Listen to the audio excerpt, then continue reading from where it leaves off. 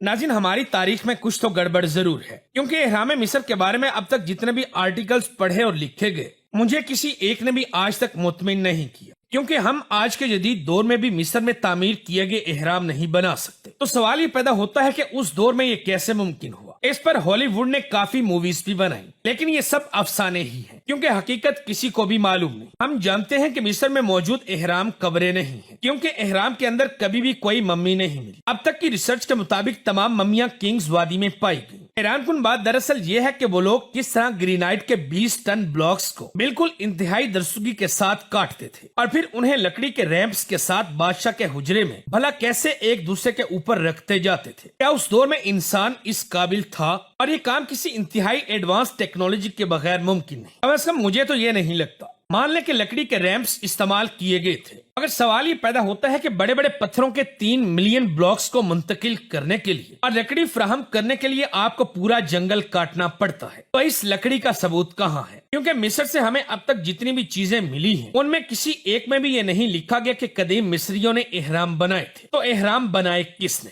इन्हें तकरीबन 3 मिलियन पत्थरों की खुदाई, काटने और उठाने के लिए तकरीबन कितने गुलाम या मजदूरों की जरूरत पड़ी होगी? यानी 3 मिलियन पत्थरों को उठाने के लिए यकीनन इससे ज्यादा गुलाम दरकार होंगे। लेकिन उस जमाने में इतनी आबादी भला कहाँ थी? चलो मान लेते हैं कि ये काम मजदूरों ने ही किया होगा, लेकिन टेक्नोलॉजी के बगैर पूरे एहराम को सही शुमाल की सिमत में कैसे रखा गया? क्योंकि 4000 साल पहले तामीर करने वालों को व्हील के बारे में शायद मालूम भी नहीं था। तो व्हील यानी पहिए के बगैर ये सब कुछ कैसे मुमकिन हुआ? क्योंकि जिस दुरुस्तगी के साथ पत्थर रखे गए हैं वो बेमिसाल है, और आज तमाम तर जदीद टेक्नोलॉजी के साथ असरे हाजिर के मामारों ने अब तक ऐसा कोई नया कारनामा सरअंजाम क्यों नहीं दिया? तो जो काम आज कोई नहीं कर सका उस वक्त ये कैसे मुमकिन था? आप लोगों का दुनिया भर के तमाम मेगलथ ढांचे के बारे में क्या ख्याल है? वो एक जैसी तकनीक के साथ एक ही ज्योमेट्री क्यों बना रहे थे? इसके अलावा पानी के अंदर पाए गए जापान के एहराम के बारे में आपका क्या ख्याल है? इन तमाम तर सवालात का जवाब यही है और यही नतीजा निकलता है कि इंसानी तारीख का कुछ हिस्सा हमारी नजरों से ओझल है, जबकि बहुत कम हिस्सा मौरखीन महफूज कर पाए हैं। मुझे ऐसा लगता है कि ये जिन्नात के हाथों बनाए गए शाहकार थे। हो सकता है कि मैं गलत हूँ। आप लोगों की इस बारे में क्या राय है? कमेंट करके जरूर बताएं।